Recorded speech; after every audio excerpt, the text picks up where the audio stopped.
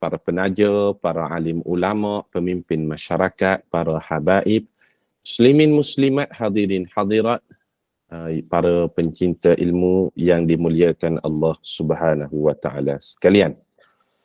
Alhamdulillah, syukur pada Allah kerana pada pagi ini kira-kiranya pertemuan kita kali yang pertama yang mana saya telah diberi amanah dan tanggungjawab untuk memimpin bacaan kitab namanya Kitab Al-Kabair ataupun dalam bahasa Melayunya disebut sebagai dosa-dosa besar yang ditulis oleh Imam Az-Zahabi rahimahullahu ta'ala, yang saya dimaklumkan sebelum ini ada dianjurkan pengajian bacaan Kitab Al-Kabair ini, tetapi hanya berjalan sekejap sahaja, tidak sempat khatam dan sebagainya, maka saya diberi amanah untuk memulakan kembali bacaan Kitab Al-Kabair ini.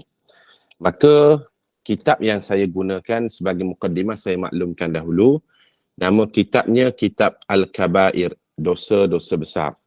Dosa-dosa besar yang ditulis oleh Imam Az-Zahabi rahimahullahu ta'ala. Bagaimana cara nak mendapatkan kitab ini? Boleh beli di mana-mana kedai buku, ada dijual. Ia terbitan daripada Telaga Biru, harganya RM33. Saya tak ada jual kitab ni. Para jemaah boleh beli di mana-mana kitab kedai buku ni, ataupun kedai Shopee pun ada, saya dimaklumkan. Link ada diberikan oleh pihak admin. Itu yang pertamalah sebagai pengenalan. Yang kedua, bagi jemaah yang sudah ada kitab ini, kita tuliskan di muka depan kitab kita, kita bermula pengajian kitab kita ini pada hari Rabu, 11 Oktober 2023, bersamaan dengan 25 Rabiul Awal 1445 Hijrah. Supaya kita tahu berapa kali kelas kita baca kitab kita ni sehingga kita berjaya khatamkan kitab ini, insya-Allah. Jadi tarikh bermula bila, nanti satu hari nanti, tarikh khatam bila, kita akan dapat tengoklah berapa bulan mengambil masa dan sebagainya, insya-Allah. Itu yang kedua. Yang ketiga, ini merupakan kitab pengajian kita kali yang keempat lah. Kitab yang keempat. Setelah sebelum ni kita telah mengkhatamkan 3 buah kitab. Bagi jemaah yang bermula dari awal, jemaah akan ingat kita telah khatamkan kitab Penawar Bagi Hati. Kita telah khatamkan kitab yang kedua, 77 Cabang Iman. Kita telah khatamkan kitab yang ketiga, iaitu kitab Adab Guru dan Murid. Adabud Daris wal Mudarris, yang membicarakan tentang akhlak. Dan pada pagi ini kita memulakan kitab pengajian yang keempat, iaitu Kitab Al-Kabair, dosa-dosa besar. Dosa-dosa besar. Itu yang ketiga saya maklumkan di mukaddimah ini. Yang keempat, kalau para jemaah ada kitab ini, dosa-dosa besar yang disebutkan di dalam kitab kita ni berdasarkan ayat Al-Quran dan hadis, semuanya ada sebanyak 76 dosa besar. 76 dosa besar yang dihimpunkan oleh Imam Az-Zahabi, 76 semuanya. Kita belajar ni bukan kita nak buat 76 dosa ni, bukan. Tetapi kita belajar ni supaya kita ada ilmu dan kita boleh menjauhi dosa-dosa tersebut bagi diri kita dan umat seluruhnya. 76 dosa besar. Jadi kaedahnya macam ni lah. Saya duk tengok-tengok kelas kita ni seminggu sekali. Maknanya kalau sebulan akan ada 4 kali kuliah, 4 kali kelas kalau tidak ada cuti dan sebagainya.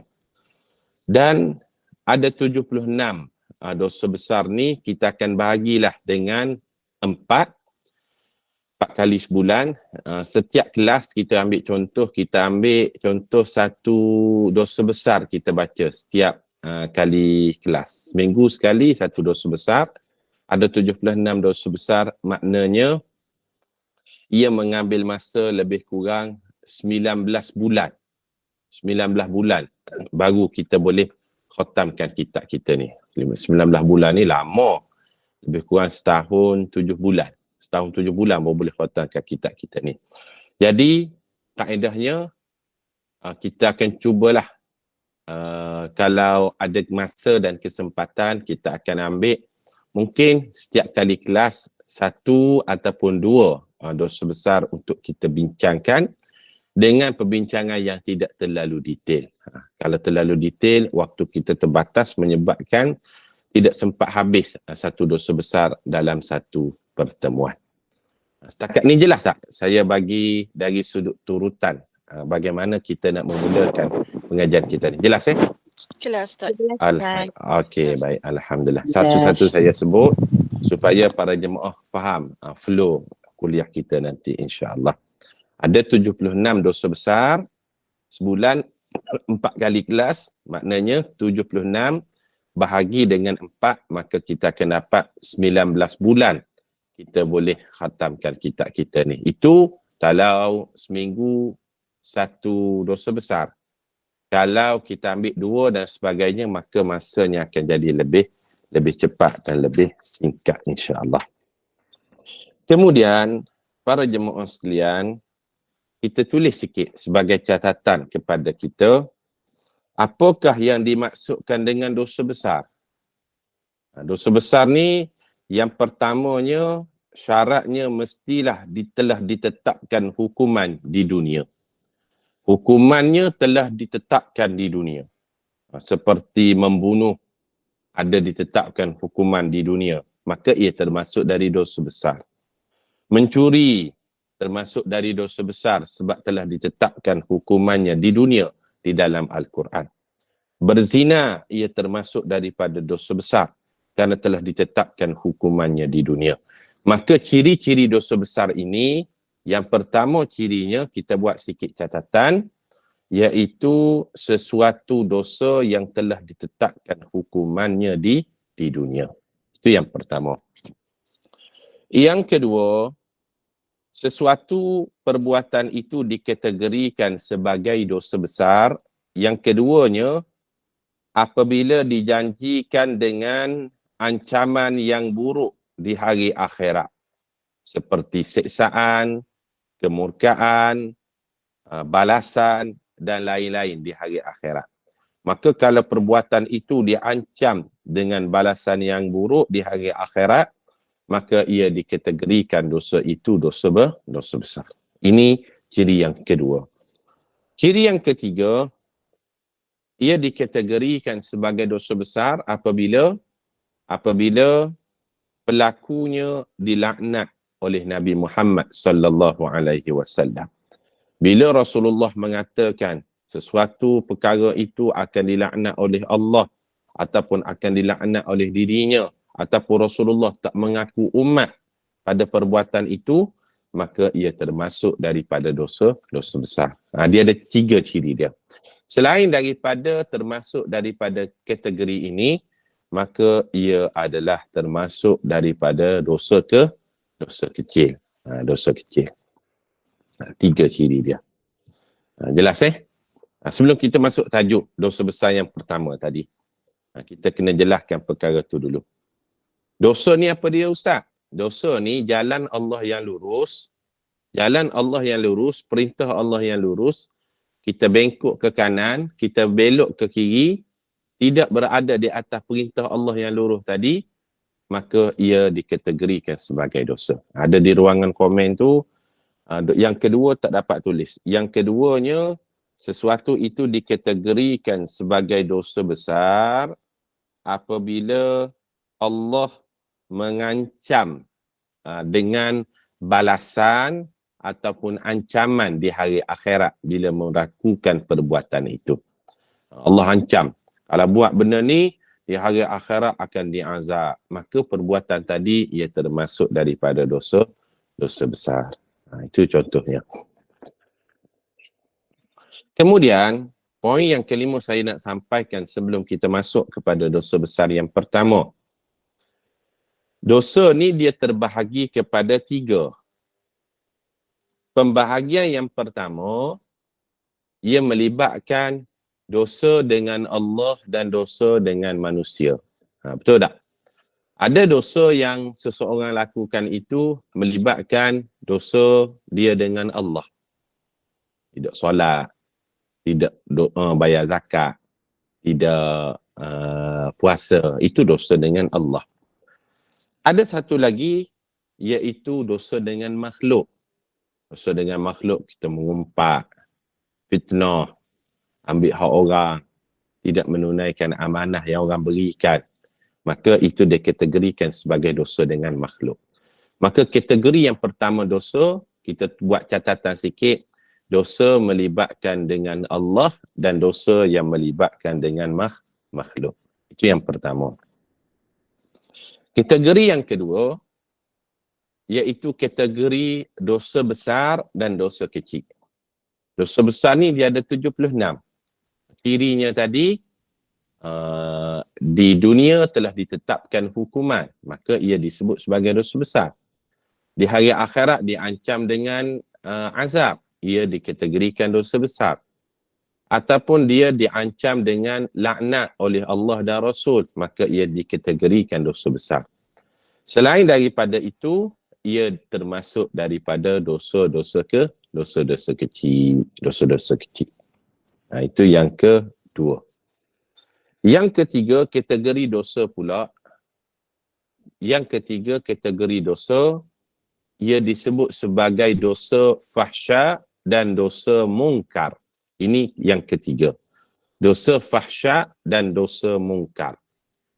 Sebab itu di dalam Al-Quran Allah sebut, Inna salata tanha anil fahsya wal munkar.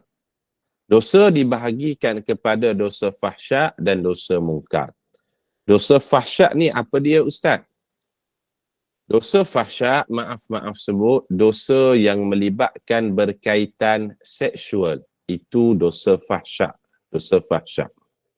Ada satu lagi jenis dosa, dosa mungkar. Dosa mungkar ni dosa yang tidak melibatkan seksual. Maka ia dosa mungkar. Kalau zina, dosa fahsya. Sebab apa? Wala taqrabuz zina innahu kana fahisyah. Fahisyah itu dosa fahsya. Dan ada dosa yang disebut dosa mungkar. Dosa mungkar ni apa dia? Tidak menjalankan amanah. Itu dosa mungkar. Maka di sini kita faham ada 3 lah pembahagian dia secara ringkas. Saya sebut, yang pertama dosa manusia dengan Allah dan dosa manusia dengan makhluk. Yang kedua kategorinya dosa besar dan dosa kecil.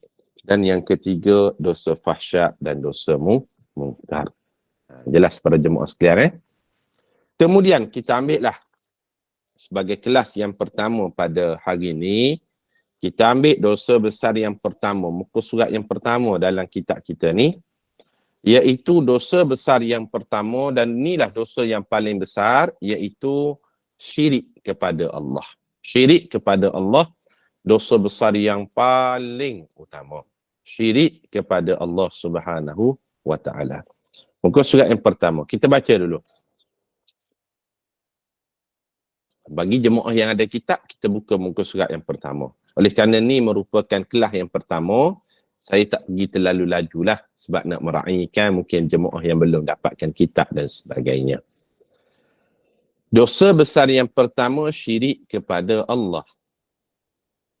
Syirik kepada Allah ialah kamu menjadikan sekutu bagi Allah, sedangkan dia yang menciptakan kamu dan kamu menyembah sesuatu yang lain bersama Allah, seperti batu, manusia, matahari, bulan, nabi, guru, jin, bintang atau selain daripada itu. Dia sembah Allah, tapi dia sembah selain Allah. Ini syirik. Kalau waktu-waktu pagi sebegini di negara Jepun, bila matahari naik je waktu pagi sebegini, maka sebahagian yang mensyirikkan Allah, mereka akan tunduk sembah kepada Tuhan mereka yang mereka namakan sebagai Tuhan matahari.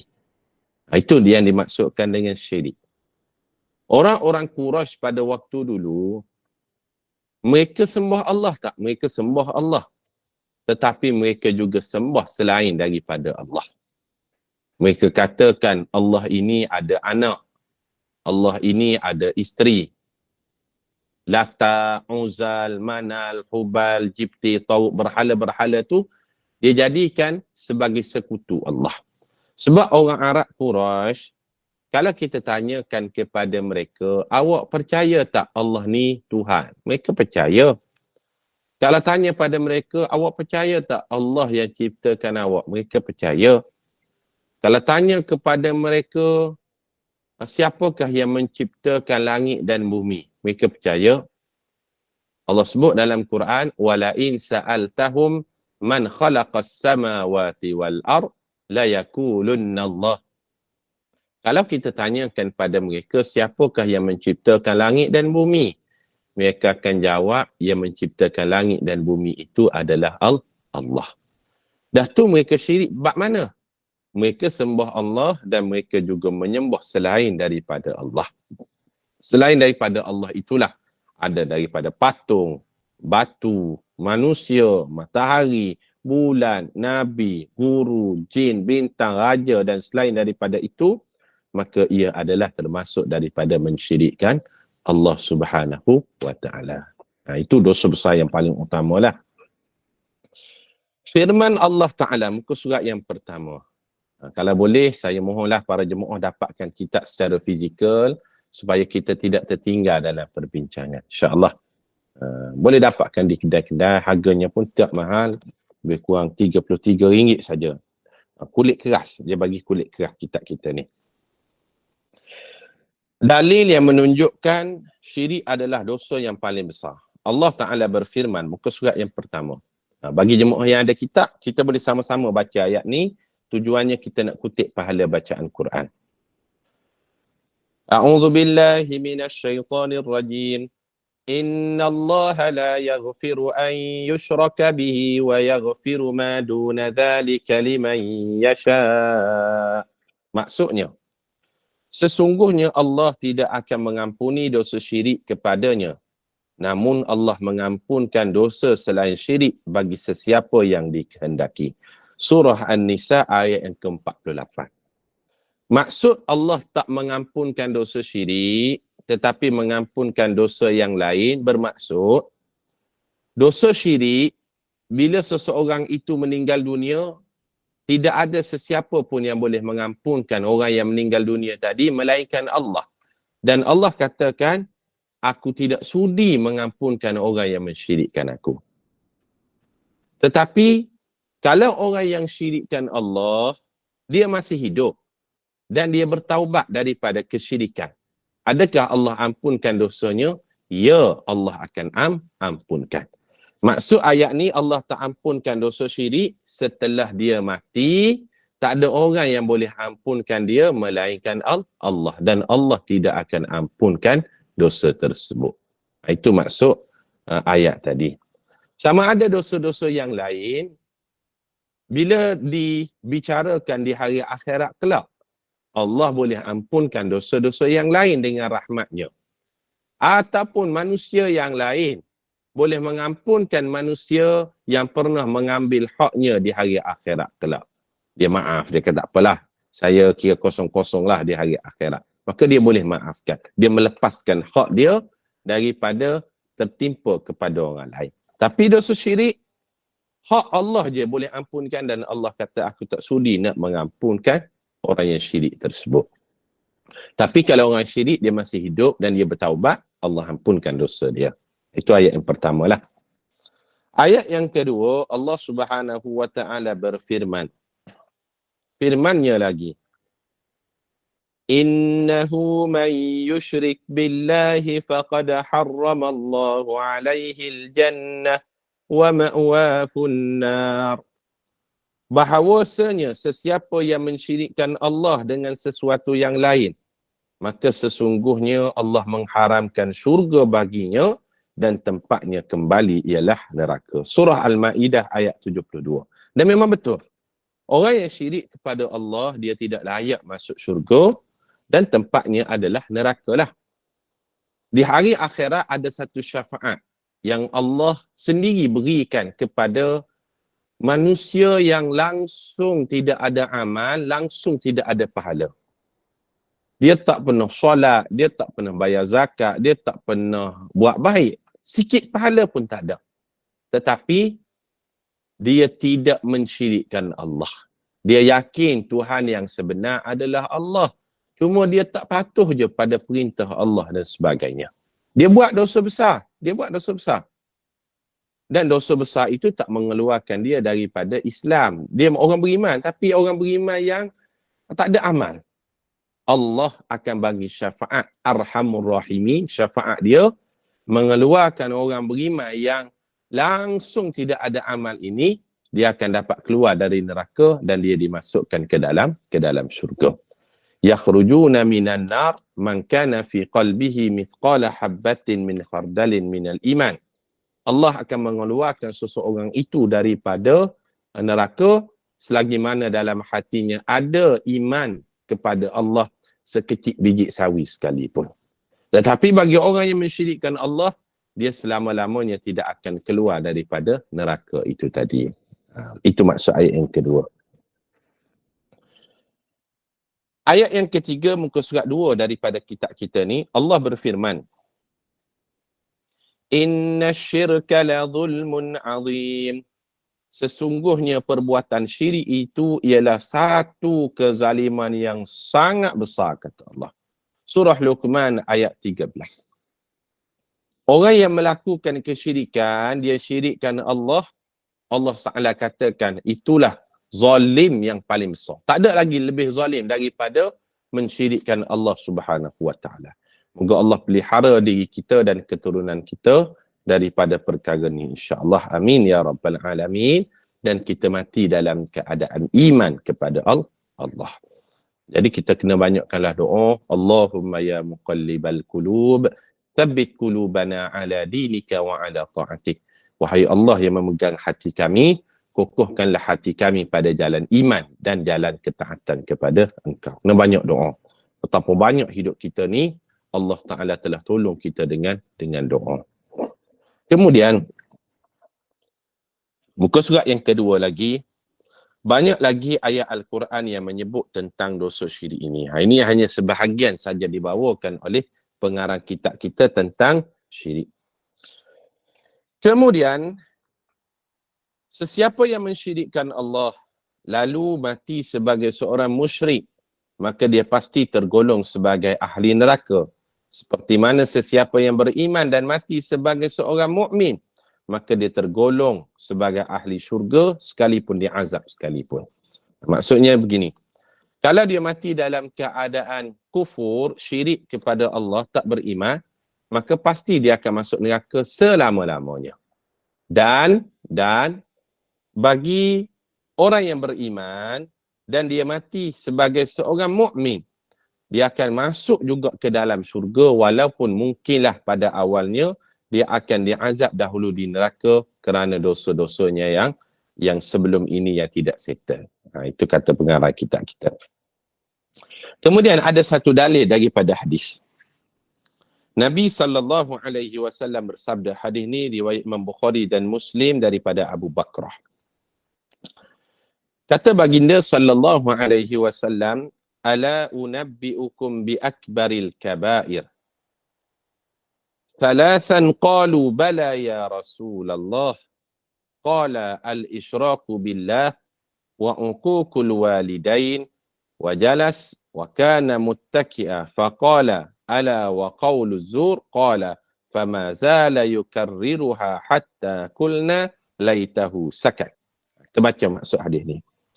Rasulullah sallallahu alaihi wasallam katakan, mahukah aku khabarkan tentang dosa yang paling besar di antara dosa-dosa besar? Rasulullah sebut, awak nak tahu tak dosa yang paling besar di antara dosa-dosa besar? Dosa besar ni banyak, tapi yang paling besar tu apa dia? 3 kali Rasulullah tanya sahabat. Para sahabat menjawab, bala, ya wahai Rasulullah, kabarkan kepada kami apa dosa yang paling besar tu. Baginda menjawab, al-isyraku billah wa uququl walidain. Dosa yang paling besar di antara dosa yang paling besar, menyekutukan Allah dan derhaka kepada kedua ibu bapa. Masya Allah. Kalau melibatkan dosa dengan Allah, dosa paling besar, syirik. Kalau melibatkan dosa sesama manusia, dosa yang paling besar, derhaka kepada ibu bapa. Baginda pun duduk setelah bersandar sebelum itu, kemudian bersabda lagi, juga percakapan yang dusta. Dosa besar juga adalah berdusta dalam percakapan. 3 dalam hadis yang tersebut. Abu Bakrah berkata, Rasulullah sallallahu alaihi wasallam sentiasa mengulanginya sehingga kami berkata dalam hati, semoga baginda menghentikan kata-katanya. Rasulullah ulang, ingat baik-baik, ini dosa yang paling besar, syirikkan Allah, apa lagi? Derhaka pada ibu bapa, apa lagi? Dusta dalam percakapan. Ulang-ulang sehingga sahabat kata, bila Rasulullah nak berhenti ni? Maknanya banyak kali diulang oleh Nabi sallallahu alaihi wasallam. Nak menggambarkan besarnya dosa syirik itu tadi. Muka surat yang ketiga, baginda juga bersabda, ijtanibus sab'al mubiqat fadzakara minha asyirk. Kata baginda, jauhilah 7 dosa besar yang membinasakan. 7 dosa besar antara yang paling besar. Ada 7. Yang paling besar ni dia ada 7. Nanti kita akan tengok pada kelas-kelas akan datang, apa 7 dosa besar tersebut, kita akan jumpa hadisnya. Jauhilah 7 dosa besar yang membinasakan. Lalu baginda menyebutkannya satu persatu, lalu yang paling besar itu adalah dosa syirik. Riwayat Imam Bukhari dan Muslim. Baginda Rasulullah sallallahu alaihi wasallam bersabda lagi. Ini hadis yang terakhir daripada kitab ni. Baginda sallallahu alaihi wasallam bersabda, man baddala dinahu faqtuluhu. Sesiapa yang menukar agamanya, iaitu dia murtad. Hadis ni riwayat Imam Bukhari. Maka kata Nabi sallallahu alaihi wasallam, maka bunuhlah dia.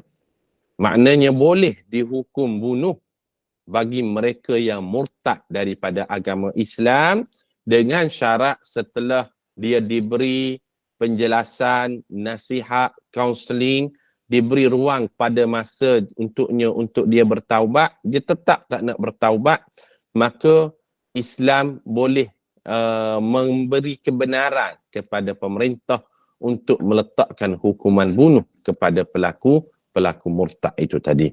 Man baddala dinahu faqtuluh. Sesiapa yang menukar ataupun murtad, maka bunuhlah dia. Ini kita baca sebagai kelas kita muqaddimah, iaitu dosa besar yang pertama mensyirikkan Allah. Dan saya nak responlah, ada beberapa komen di dalam chatbot kita ni. Yang pertama berkenaan dengan boleh ke tunjuk kulit kitab dosa-dosa besar tu. Kulit dia macam ni. Tak berapa jelas Nanti boleh dapatkan dengan admin lah. Boleh dapatkan dengan admin kitab Al-Kabair. Nanti akan diberikan gambarnya oleh admin. Nanti pergi ke kedai, tunjuk je nak kitab ni. InsyaAllah ada. Sebab kitab ni terbitan daripada Telaga Biru. Satu penerbit yang dikenali lah. Yang pertama. Yang kedua, boleh Ustaz huraikan dusta macam mana yang termasuk daripada dosa besar?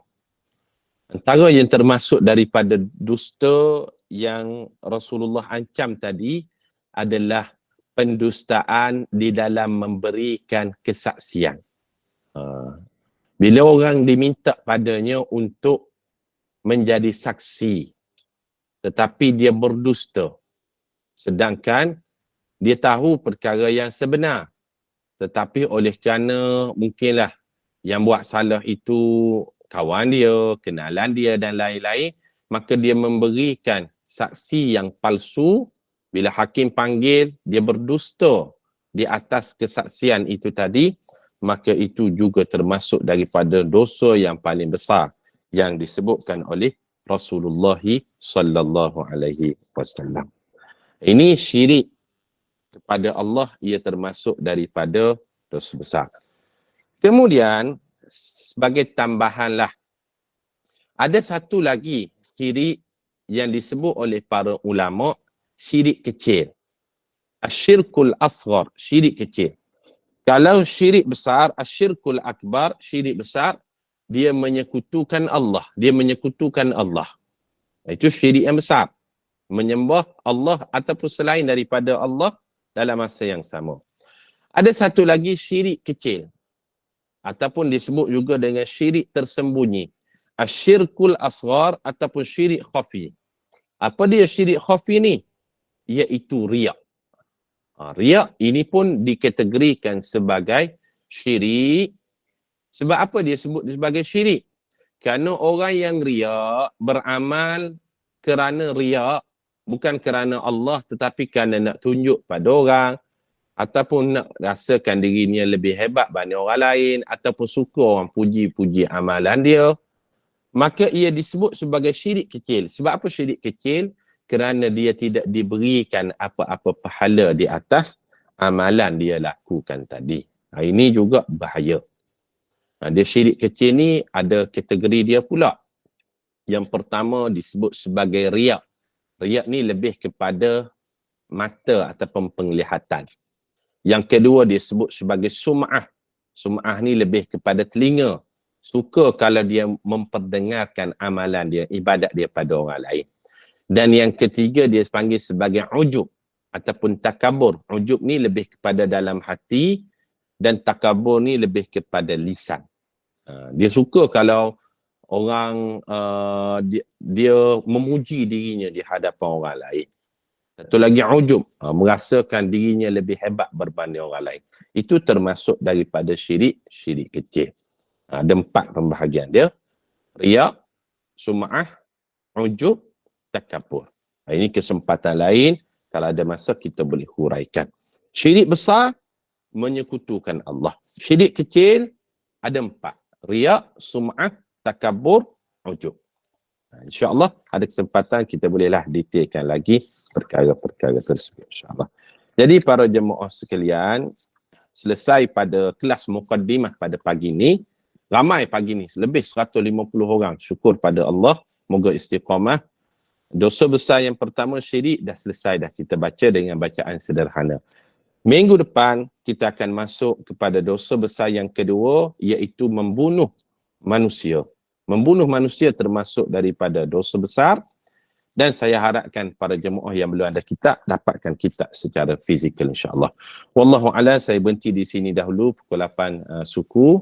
Saya ada satu lagi tempat sekejap lagi nak ke masjid. Saya serahkan kepada Puan Inu. Persilakan. Terima kasih Ustaz. Alhamdulillah, jazakallahu khairan al-fadhil Ustaz Wan Halim atas kesediaan berkongsi ilmu pada pagi ini mengenai dosa besar yang pertama, iaitu syirik kepada Allah Subhanahu Taala. Dan demikianlah ya antara perbincangan dan perkongsian tersebut yang wajib kita hindari, dan semoga Allah Subhanahu Taala ampunkan dosa-dosa besar itu selagi mana kita bersungguh-sungguh dalam taubat kita. Maka seharusnya kita sentiasa mencerminkan diri setiap hari agar kita takut kepada Allah Subhanahu Taala. Dengan perasaan takut itulah kita akan menjauhi dosa-dosa besar ini. Dan semoga dengan itu diharapkan para jemaah sekalian memperoleh manfaat dan perkongsian daripada ilmu ini. Ustaz kita tangguhkan dulu Ustaz ya, sambungan seterusnya nanti dengan tasbih kafarah dan surah Al-Asr. Silakan Ustaz. Bismillahirrahmanirrahim. Subhanakallahumma wa bihamdika nashhadu an la ilaha illa anta nastaghfiruka wa natubu ilaih. Bismillahirrahmanirrahim. Wal 'asr innal insana lafi khusr illa alladhina amanu wa 'amilus solihat wa tawassaw bil haqqi wa tawassaw bis sabr. Terima kasih semua. Assalamualaikum warahmatullahi